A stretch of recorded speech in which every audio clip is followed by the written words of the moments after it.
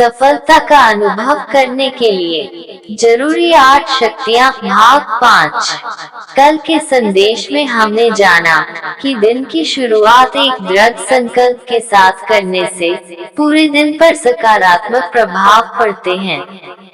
लेकिन यह ध्यान रखना महत्वपूर्ण है कि 8 शक्तियों को व्यवहार में लाने के लिए दृढ़ संकल्प के साथ साथ आध्यात्मिक शक्ति और ज्ञान की भी आवश्यकता होती है। शक्तिशाली आत्मा की आंतरिक क्षमता के आधार पर ये शक्तियाँ कार्य में आती हैं। दूसरी तरफ ज्ञान से हमें ये समझ मिलती है कि कब और किस शक्ति को उपयोग में लाने की आवश्यकता है। अतः ज्ञान और शक्ति दोनों का ही समान महत्व है। अध्यात्म से हमें ज्ञान की समझ मिलती है और ये आत्मा के बारे में भी बताता है।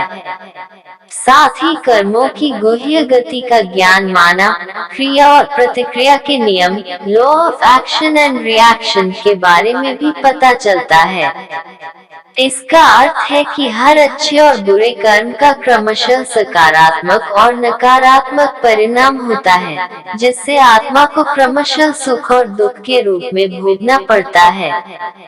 साथ ही ईश्वर कौन है का ज्ञान, उसके साथ संबंध का ज्ञान और हम उससे कैसे जुड़ सकते हैं और स्वयं को 8 शक्तियों से कैसे भरपूर कर सकते हैं।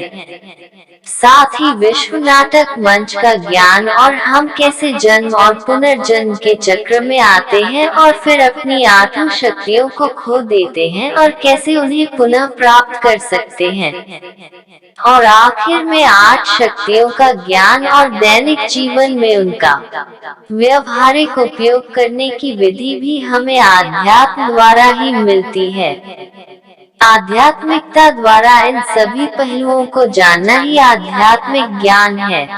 यह ज्ञान प्राप्त करने के लिए आपको अपने दैनिक जीवन की दिनचर्या या अपने घरों को छोड़ने की आवश्यकता नहीं है। अपना कार्य करते हुए भी यह लिया जा सकता है। दूसरी ओर, यदि आपको अपने जीवन में अलग अलग नेचर के लोगों के साथ कार्य व्यवहार में आना पड़ता है, तो यह ज्ञान आपकी बहुत मदद कर सकता है और यह आपको सक्षम बनाता है व्यक्तिगत और व्यावसायिक स्तर पर अनेक प्रकार के रिश्तों को कुशलता से संभालने के लिए। इसलिए परिवार में रहें, ऑफिस जाएं, व्यापार करें, लेकिन उसके साथ साथ अध्यात्म ज्ञान सुनना या पढ़ना न भूलें। ऐसा इसलिए जरूरी है क्योंकि ज्ञान के बिना न ही आप 8 शक्तियों का उपयोग कैसे करना है जान पाएंगे और न ही भावनात्मक रूप से सफल होने का तरीका। ओम शांति, ओम शांति, ओम शांति।